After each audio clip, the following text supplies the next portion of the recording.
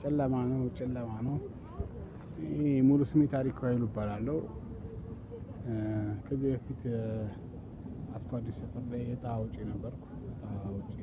በጣም ብዙ ላይፍ አሳልፌያለሁ። እግዚአብሔር ይመስገን። እግዚአብሔር የሚሳነው የለም። አሁን ምን ለማለት ፈልጌ ነው? አሁን እቺ ሱቅ የኔ ነች። አሁን እቺን ሱቅ አበርታቱኝ ማለት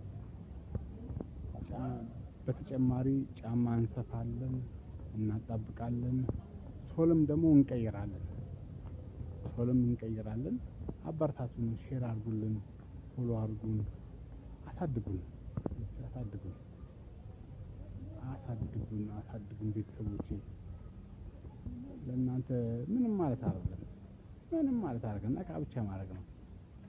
ኮፒ ሊንክ ሼር አድርጉልን። ፎሎ ላደረጋችሁ ደግሞ እንመልሳለን። አመሰግናለሁ።